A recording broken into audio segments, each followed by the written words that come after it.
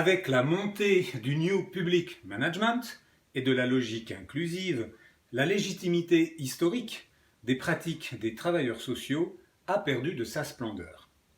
L'affaire du pognon de dingue du président de la République témoigne de cette tendance. Extrait. Moi, je fais un constat sur tout le système social. On met trop de pognon, on déresponsabilise et on est dans le curatif. On met un pognon de dingue dans les minima sociaux. Les gens sont quand même pauvres. On n'en sort pas. Nous, on veut un truc qui permette de s'en sortir. Traduction. Le travail social coûte très cher et ne permet pas aux personnes de retrouver une place de citoyen inclus dans la société.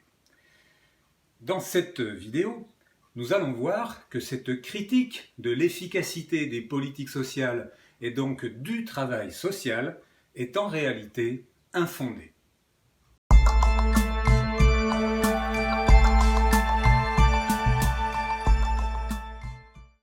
Les politiques sociales sont l'héritage du projet révolutionnaire, et en particulier des travaux du comité de mendicité qui, en 1790, élabore l'idée d'une solidarité nationale publique, un droit de secours dû à tout citoyen vulnérable au nom de son humanité et qui s'incarne dans la valeur fraternité de la République. À partir de la fin de la Seconde Guerre mondiale, ce projet se concrétise. La puissance publique finance la sécurité sociale et l'aide sociale. Le travail social français a donc été conçu comme un système de protection.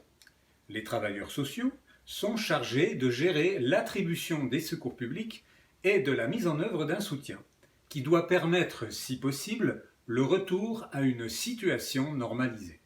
C'est bien la protection qui est l'objectif premier. Un filet de sécurité de dernier recours pour tous. D'où la centralité de la notion de protection en travail social. On parle de protection sociale, de protection de l'enfance, de majeurs protégés, de mise à l'abri des personnes sans domicile, ou bien encore, on trouve une forte récurrence de la valeur protection dans les projets d'établissement.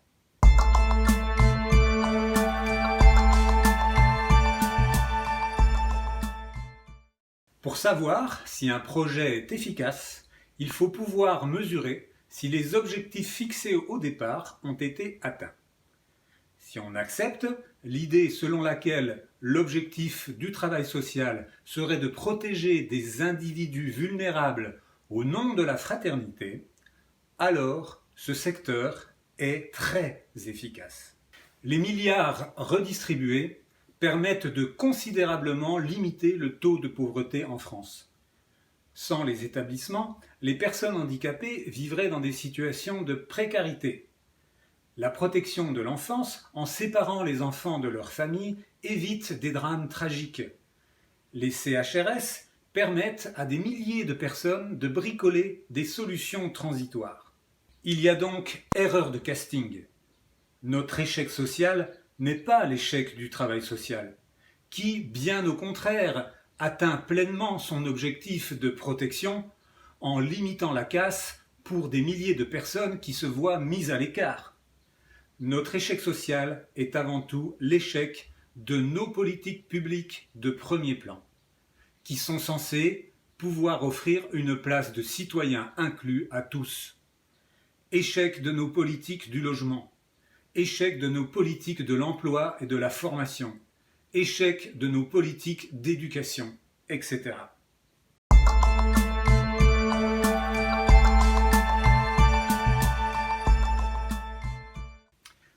En conclusion, dans un système de vases communicants, le travail social est en réalité piégé par l'échec des politiques de premier plan.